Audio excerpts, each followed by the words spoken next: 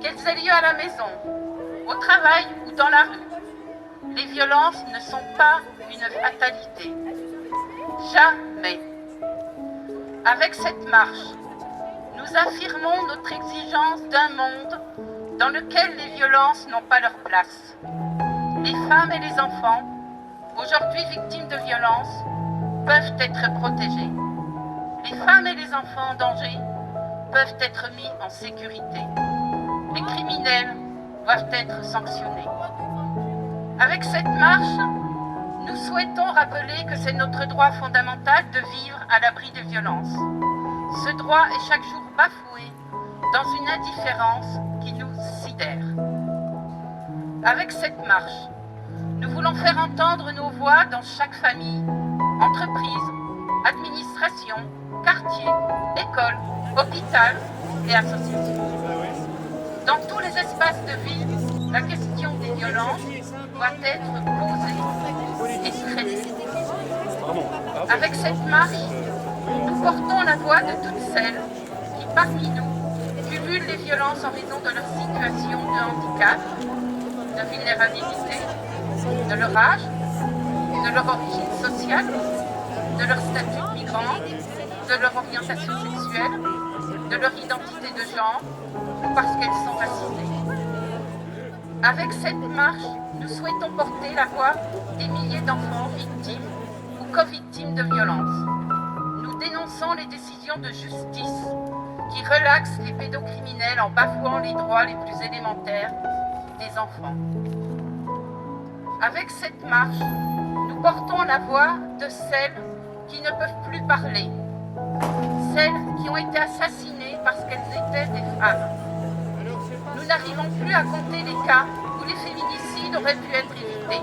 Nous proclamons notre colère de voir que les pouvoirs publics leur ont tourné le dos, classant leurs plaintes, refusant d'entendre leurs appels à l'aide. Avec cette marche, nous voulons faire en sorte que les pouvoirs publics prennent enfin des mesures à la hauteur. Les demi-solutions ressassées depuis des décennies ne fonctionnent pas. Un Grenelle ne suffira pas.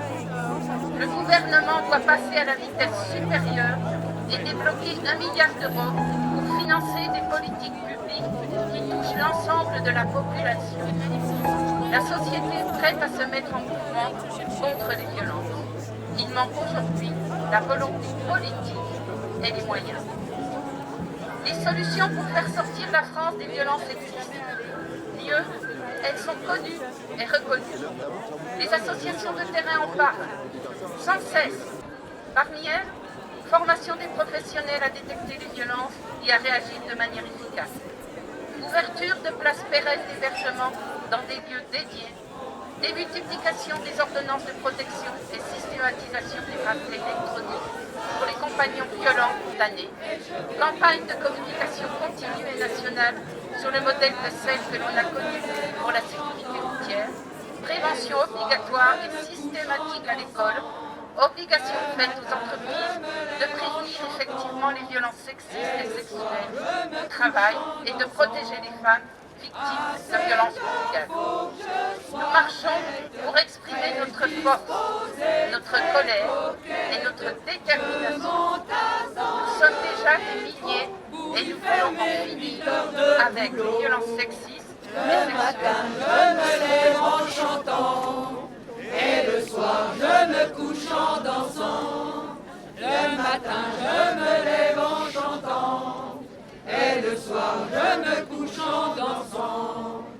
Mon patron me pince les fesses, le regard plein de promesses, et il est si bon pour moi que j'aurais peut-être le très vers moi. Le matin je me lève en chantant, et le soir je me couche en dansant. Le matin je me lève en chantant, et le soir je me couche en dansant. En rentrant faut que je me dépêche, car le gosse est à la crèche. Je prépare le dîner pendant qu'il regarde la télé. Le chantant, et le soir je me couche en dansant. Le matin je me lève en chantant, et le soir je me couche en dansant.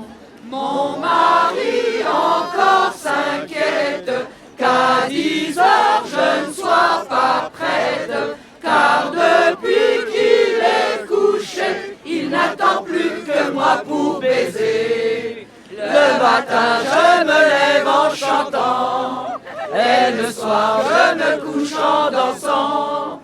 Le matin je me lève en chantant, et le soir je me couche en dansant.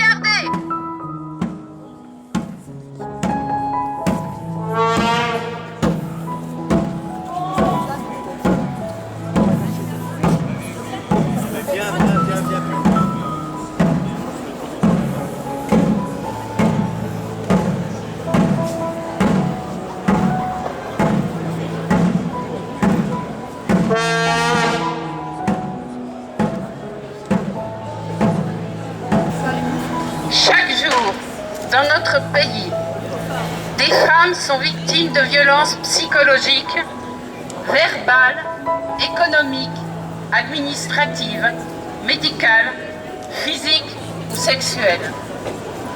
Une femme meurt tous les 2 jours assassinée par son compagnon ou son ex-compagnon. Qu'elles aient lieu à la maison, au travail ou dans la rue, les violences ne sont pas une fatalité. Jamais. Avec cette marche, nous affirmons notre exigence d'un monde dans lequel les violences n'ont pas leur place. Les femmes et les enfants, aujourd'hui victimes de violences, peuvent être protégés. Les femmes et les enfants en danger peuvent être mis en sécurité. Les criminels doivent être sanctionnés. Avec cette marche, nous souhaitons rappeler que c'est notre droit fondamental de vivre à l'abri des violences. Ce droit est chaque jour bafoué dans une indifférence qui nous sidère. Avec cette marche, nous voulons faire entendre nos voix dans chaque famille, entreprise, administration, quartier, école, hôpital et association. Dans tous les espaces de vie, la question des violences doit être posée et traitée. Avec cette marche, nous portons la voix de toutes celles qui, parmi nous, cumulent les violences en raison de leur situation de handicap, de vulnérabilité, de leur âge, de leur origine sociale, de leur statut de migrante, de leur orientation sexuelle, de leur identité de genre ou parce qu'elles sont racisées. Avec cette marche, nous souhaitons porter la voix des milliers d'enfants victimes ou co-victimes de violences. Nous dénonçons les décisions de justice qui relaxent les pédocriminels en bafouant les droits les plus élémentaires des enfants. Avec cette marche, nous portons la voix de celles qui ne peuvent plus parler, celles qui ont été assassinées parce qu'elles étaient des femmes. Nous n'arrivons plus à compter les cas où les féminicides auraient pu être évités. Nous proclamons notre colère de voir que les pouvoirs publics leur ont tourné le dos, classant leurs plaintes, refusant d'entendre leurs appels à l'aide. Avec cette marche, nous voulons faire en sorte que les pouvoirs publics prennent enfin des mesures à la hauteur. Les demi-solutions ressassées depuis des décennies ne fonctionnent pas. Un Grenelle ne suffira pas. Le gouvernement doit passer à la vitesse supérieure et débloquer 1 milliard d'euros pour financer des politiques publiques qui touchent l'ensemble de la population. La société est prête à se mettre en mouvement contre les violences. Il manque aujourd'hui la volonté politique et les moyens. Les solutions pour faire sortir la France des violences existent. Mieux, elles sont connues et reconnues. Les associations de terrain en parlent, sans cesse. Parmi elles, formation des professionnels à détecter les violences et à réagir de manière efficace. Ouverture de places pérennes d'hébergement dans des lieux dédiés, démultiplication des ordonnances de protection et systématisation des bracelets électroniques pour les compagnons violents condamnés, campagne de communication continue et nationale sur le modèle de celle que l'on a connue pour la sécurité routière, prévention obligatoire et systématique à l'école, obligation faite aux entreprises de prévenir effectivement les violences sexistes et sexuelles au travail et de protéger les femmes victimes de violences conjugales. Nous marchons pour exprimer notre force, notre colère et notre détermination. Nous sommes déjà des milliers et nous voulons en finir avec les violences sexistes et sexuelles.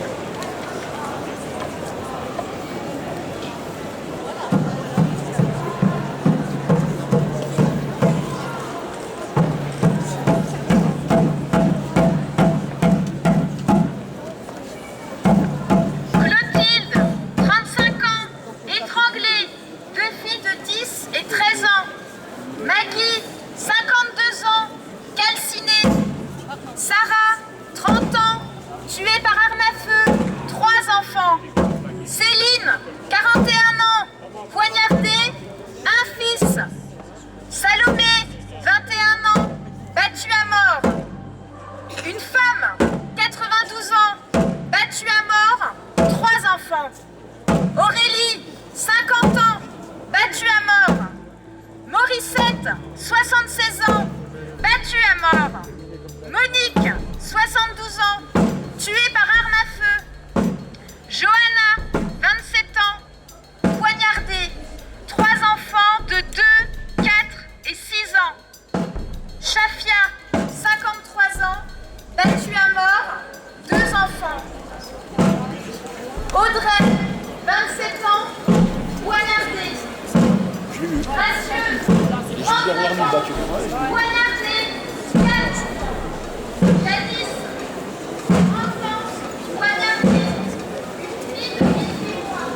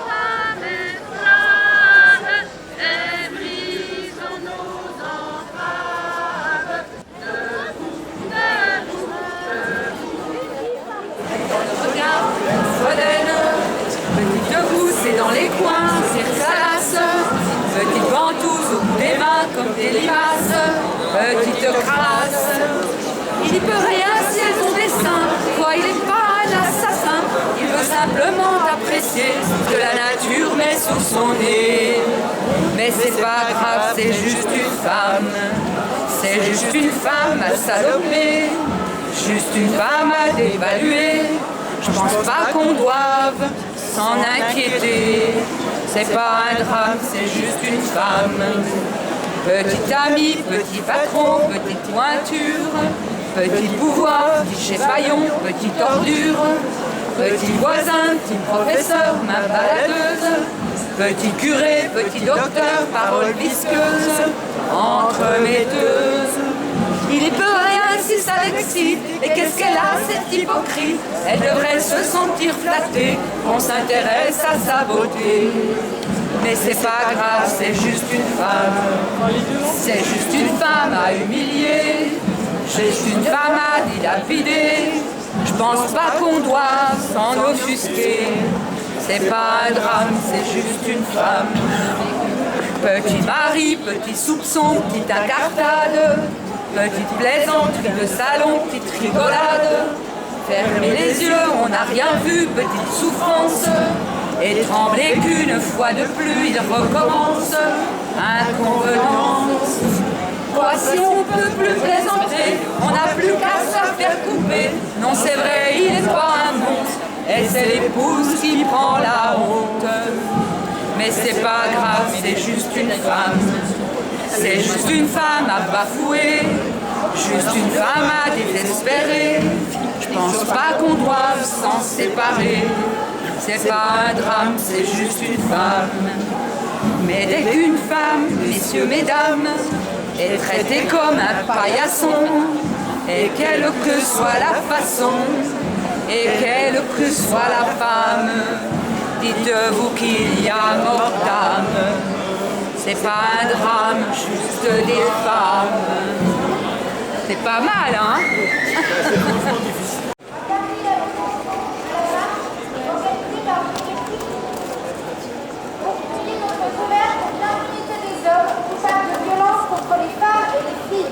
Ce que nous voulons, c'est crier. Et dans ce cri, il y aura aussi les cris des 94 000 femmes violées et les pleurs des 225 000 femmes victimes de violences conjugales chaque année en France. Et bien pire encore, il y aura le son assourdissant du silence des 137 femmes déjà tuées en 2019, victimes de féminicide, et celui de toutes les femmes que les violences masculines ont détruites ou poussées au suicide. Ce que nous voulons, c'est hurler. Il y aura la souffrance des 4 millions de femmes et d'hommes victimes d'inceste. Il y aura le cri silencieux des 165 000 enfants violés chaque année en France, dans une quasi-totale impunité. 0,4% des violeurs pédocriminels et 1% des violeurs sont condamnés. Ces chiffres ne sont pas que des statistiques, c'est un pouvoir réel, concret des hommes sur les femmes. La domination masculine, ce sont les hommes qui considèrent, en tant que classe, avoir le droit de considérer les femmes et les enfants comme des objets, avoir le droit de se les approprier, de les frapper, de les violer, de les acheter et de les vendre. Les conséquences psychotraumatiques de ces violences sont aussi massives que l'impunité des hommes coupables. Pourquoi est-ce si lent? Les femmes n'ont pas le temps d'attendre. Nous voulons que le Grenelle contre les violences conjugales débouche sur des mesures concrètes, transversales à toutes les violences faites contre les femmes et dotées du budget nécessaire.